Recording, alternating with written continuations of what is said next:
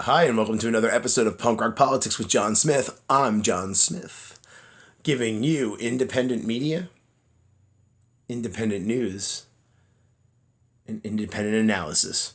Please go and subscribe immediately to my channel and consider becoming a patron at patreon.com/punkrockpolitics and support punk rock politics today. And the site is patreon.com/punkrockpolitics. Thanks, and make sure to subscribe, share my videos, comment, and help spread independent media. During the coronavirus crisis, many people are actually getting, like these kind of independent media channels and news channels are getting less views because there's just so much oversaturation of people sitting at home making videos and stuff. But, they're not all good. So please make sure to support punk rock politics today. So I'm going to show you a nice little video here. And it's going to cover, for once, some foreign policy. I do cover foreign policy. I have covered foreign policy. I have a great video on how Joe Biden claims he doesn't have enough information on stopping the deadly U.S. sanctions against Iran, which is really hurting their ability to get medicine and PPE in order to help people suffering and dying from coronavirus. But this is about Canadian politics, where they have a national healthcare system, but some of it is still privatized. A way smaller percentage, but their biggest hit area is in elderly homes or senior homes, which is still privatized, and it's causing a ton of problems. And here you have the leader of the left-wing party talking about multiple other parties, because they have multiple parties in Canada, which makes for a more democratic and fair system.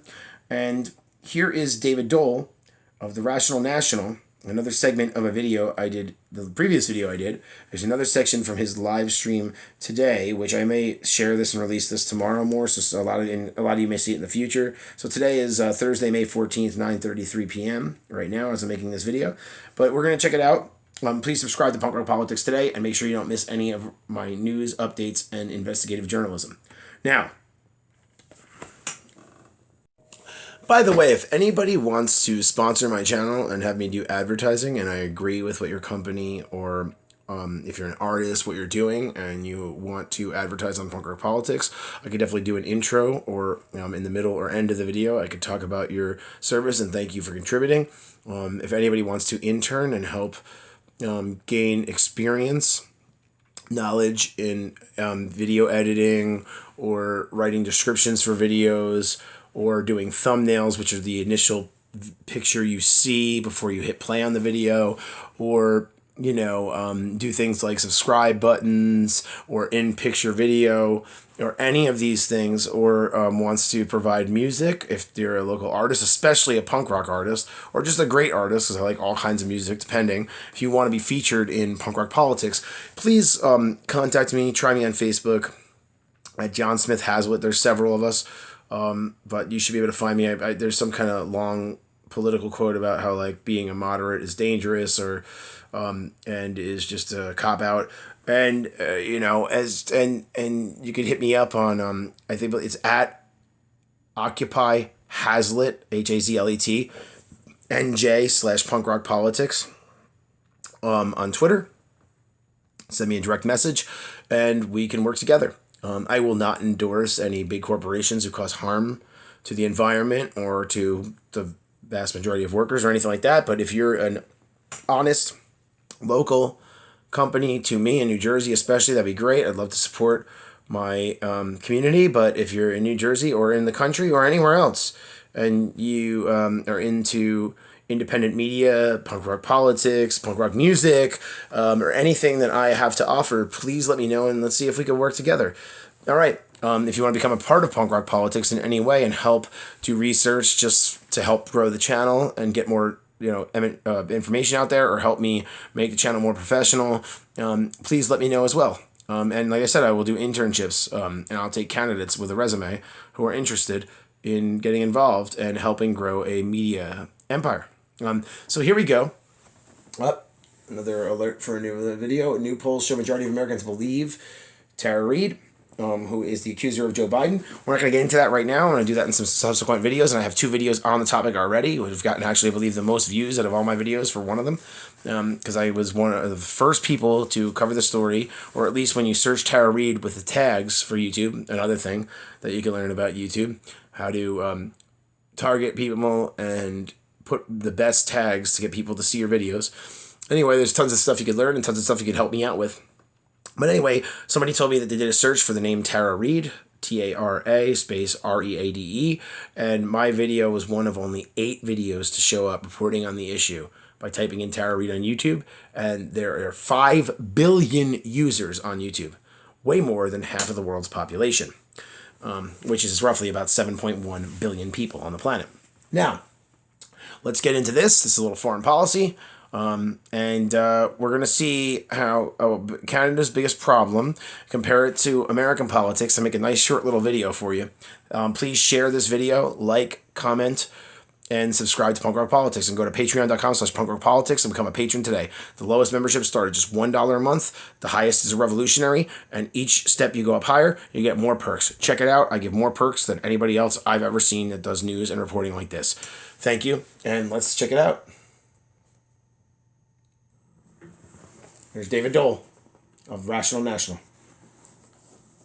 By the way, how are you all doing?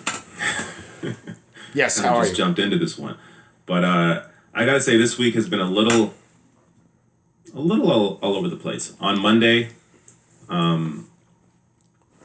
it felt pretty good. I mean, I've been dealing, like most people, I've been dealing with up and downs throughout this entire crisis.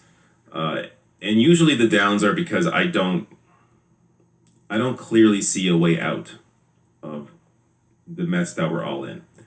Now, some countries obviously are doing better than others. Canada, compared to the US, is doing a lot better. But that's also part of the problem with covering Canadian politics and Canadian politics in general, or just not even politics, but the way Canadians feel about issues, is we look south of the border and see, well, at least we're not as bad as the Americans are. That makes people complacent in Canada, and we don't fight for as much as we actually deserve. So, that's another... What's really important about what he just said, and I just want to stop really quick, is that the U.S. does it all the time. Well, at least we're not China. At least we're not some third world country. Well, we're the richest country in the world. How does Canada, almost all of Europe, and a ton of even third world quote unquote countries, or less developed countries or less industrialized countries, how do they have a way better healthcare system that saves them money, saves lives, and is way more humane? And we will refuse to do that and have a healthcare system tied to employment and to profits. It's absurd.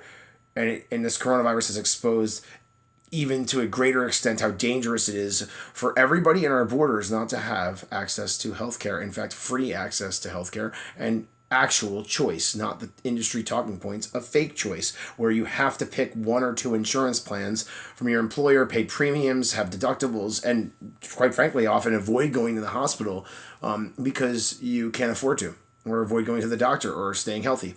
And that increases the cost to the government and to welfare programs. Now, let's check this out. Negative that I've been feeling, but it's day by day. Thank you, Mandy Soul, for your 2 super chats, including a big one. Camille, thank you for your super chat, and I'm Cullen. Thank you as well. That's how you give people money to support channels. You just give them money on super chats. Next story. I have to work on that. But go to patreon.com/punkrockpolitics and please become a patron today and support Punk Rock Politics. All right, sorry, it's just going to take a second. He's going to get into one link. What's going on in Canada and what the biggest problem is with the coronavirus and who's getting hit the hardest. Here we go. David Dole of the Rational National. So right now in Canada, long-term care homes are facing the brunt of COVID-19 deaths, with 82% of deaths from the coronavirus in long-term care homes. So with this being such a massive issue, NDP leader Jagmeet Singh challenged Justin Trudeau to his face on this issue. So let me show you the clip here. This is very 80% or more of the deaths during COVID-19 have been seniors living in long-term care homes. The military had to be called in. Out of 14 countries, Canada has been deemed the worst in its care of seniors.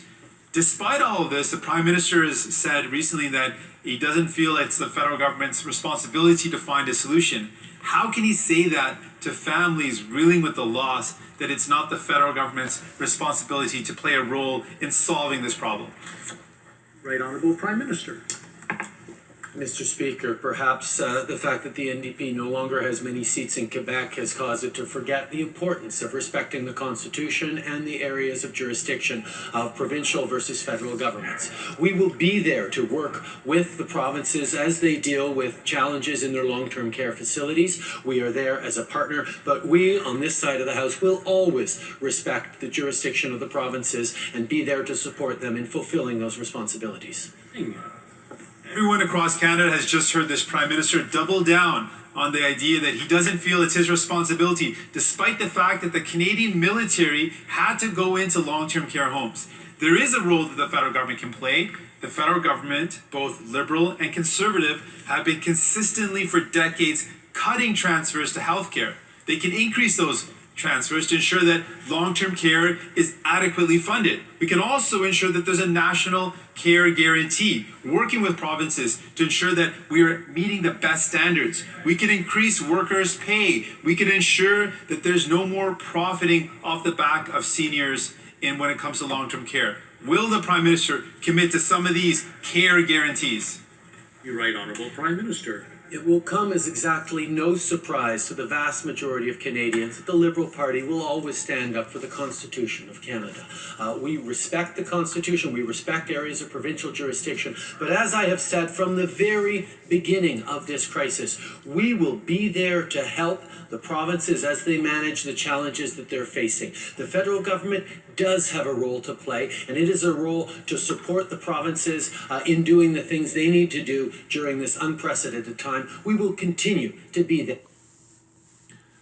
All right, so Justin Trudeau there, as he often does, very slyly skirts the issue, acts like his hands are tied and there's nothing he can do, and takes shots at the NDP for not having as many seats in Quebec.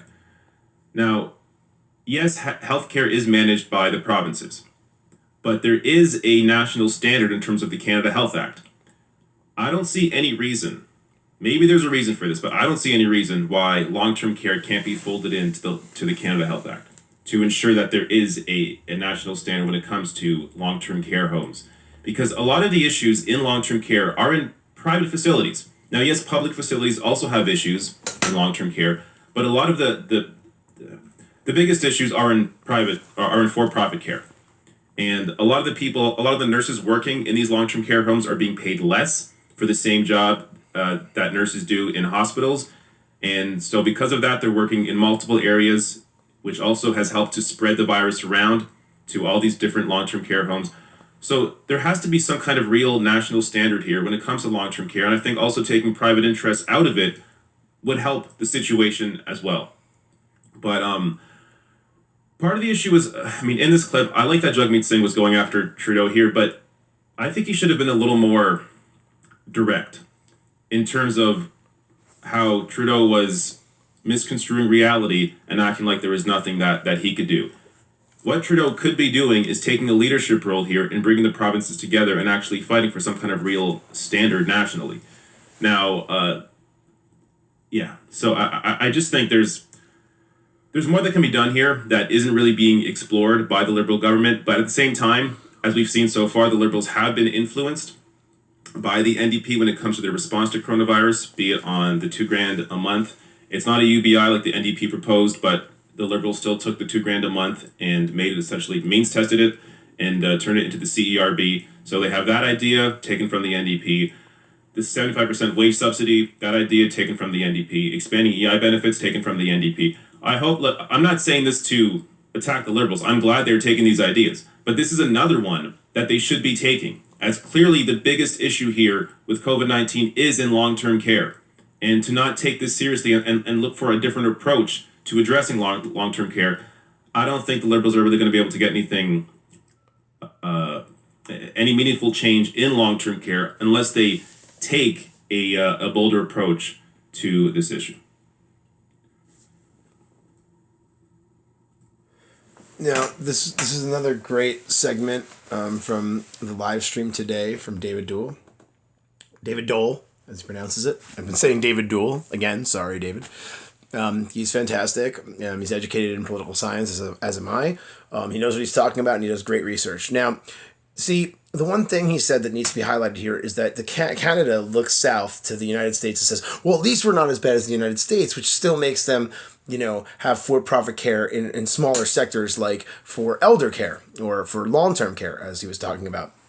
Nursing homes and home care for people who are sick. So that's private, and that it exploits workers, allows people to get more sick, especially with a virus spread like the coronavirus or COVID-19. And ultimately, it's causing all kinds of problems. And they have a multi-party system that's far more democratic, and having more than two parties allows the progressive parties to put pressure on all the other parties because the people want these policies. So we should look to the NDP in Canada for what we should do in America. But since we only have two parties, the progressive, independent, and libertarian, anarchist, socialist, communist, etc., all the other parties in the United States don't have any power because the RNC and the DNC stop them from getting on the debate stage, and they're for-profit entities that are anti-democratic and make money off of restricting our elections. Now, that's a big problem. And so is private health insurance. And this is another more evidence of even a country that has national health care and has like a Medicare for all system, which is still way cheaper and saves way more lives. But yet, when it comes to taking care of the elderly, it's a for-profit private system for the most part. And that's where all the problems are coming from. And that's where people are getting sick and dying the most. So David Dole is talking about how we end it. Now, comparative politics is all about comparing history and policy to other nations and other times and seeing scientifically and mathematically and historically and politically and policy-wise what has worked. So that's what you need to do. So we need to look to Canada's NDP party for a lot of ideas for how to address COVID-19. As David Dole was saying, they have $2,000 a month for most Canadians. They've had it for a while. They have a guarantee to keep 75% of workers' paychecks coming to them on top of that. Now, we can do that. We're way wealthier than Canada, and yet they have a far more fair system and tax the wealthy more, et cetera, et cetera. Their banks are way better regulated, and the list goes on and on. So we need to use comparative politics and common sense, and we need to pay attention to foreign policy. This is John Smith with Punk Rock Politics. Please subscribe to Punk Rock Politics. Go to patreon.com/punkrockpolitics and become a patron today. Thank you so much for watching this video. Please share, comment, and make sure to subscribe. All right, thank you so much. Have a great night. Everybody be safe and take care.